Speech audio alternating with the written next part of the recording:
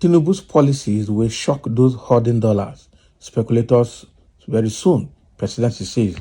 Can you imagine? So what I'm saying is that Tinubu policy will shock those people that are hoarding dollars. So don't you know the people that are hoarding dollars and those dollar speculators in the market, people who are doing the black market dollar business? You don't. So you want to tell me you don't know them? So what are the policies that Tinubu is bringing out that will shock them? Because you decided to float the Naira exchange rate with the mind that the open market will determine the rate.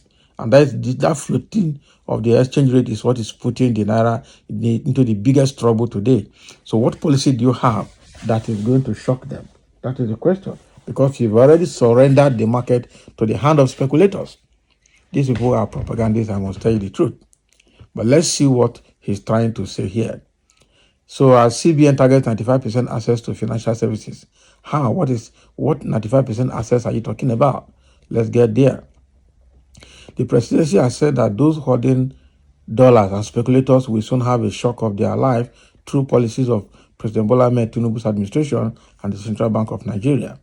This is coming as the CBN Governor, Dr. Yemi Cardoso, said his leadership is currently working towards achieving a 95% access to formal financial services by Nigerians. Speaking Tuesday in Abuja at the lecture and launch of a book titled Cowries to Cashless, which coincided with the 65th anniversary of the Apex Bank in Nigeria, Vice President Kashim Shettima confirmed that President Tinubu has some great ideas coming up, adding that the president thinks far ahead of those hoarding dollars and speculators.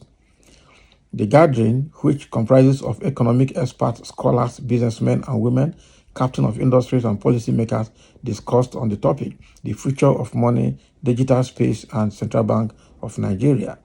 The vice president, who was represented by the special advisor to the president on economic affairs, Dr. Tọ́pẹ́ Fásua, said naysayers should be afraid now. This is for the government of propaganda. So they are coming up with policies that will make people have official access to the dollars rather than buying it in the black market. So the people speculating and keeping it to themselves are going to have themselves to blame. That's what I'm trying to say. Start it, let us see. He said, for those who are speculating and praying and wishing that the currency would become nonsense, I believe that the policies have been rolled out by the central bank and the government that I serve, led by President Bola Ahmed Tinubu, will shock some of them very soon. How? And when asked to explain what he meant further, the economic advisor said, you need to listen to the agenda, the man himself, and you see that the level at which he's thinking is far ahead of most of us. Can you imagine? You know, he has some very great ideas coming up. Some of them is what you've seen reversing the fall in the value of the naira. But he has also challenged us to review forward many of the targets. For example, the idea that Nigeria's economy will get to $1 trillion. He wants to achieve it by 2026. People thought naira will continue to lose value, and that was what I was mentioning.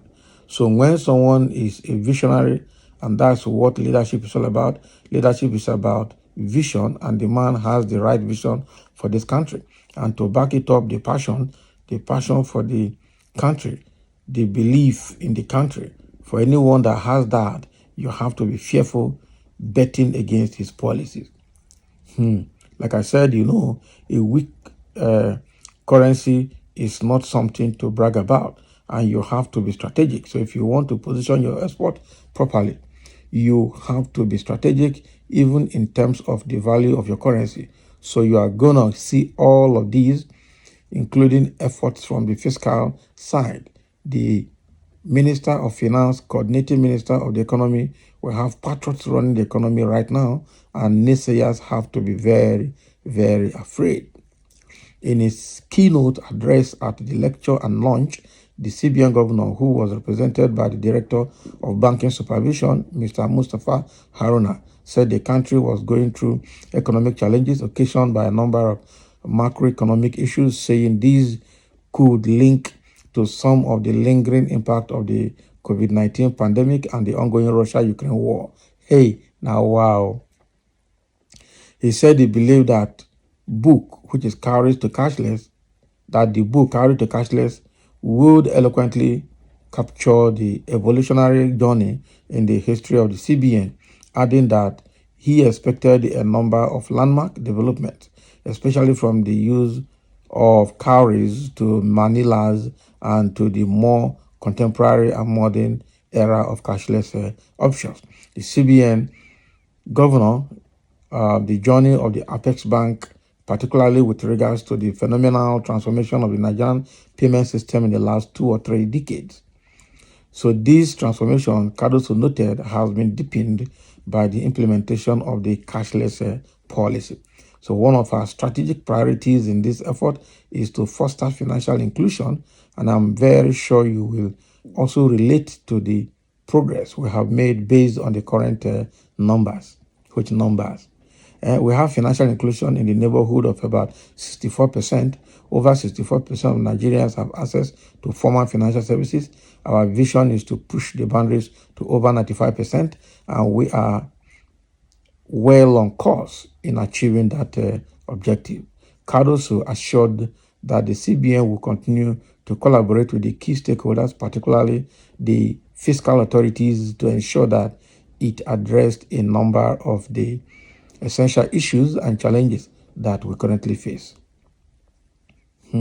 Speaking on the essence of the book, the author and the executive director of Asha Global Treasures, Princess Ife, emphasized the need to preserve the evolution of money and its history in Nigeria.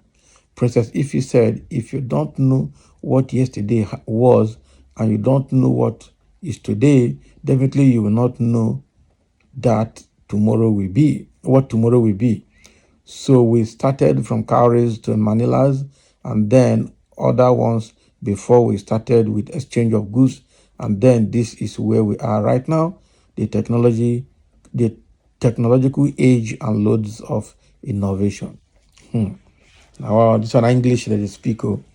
Let us see it in economy. The way Nigeria is now, there's nothing APC will say that people will believe except their key sycophants and followers.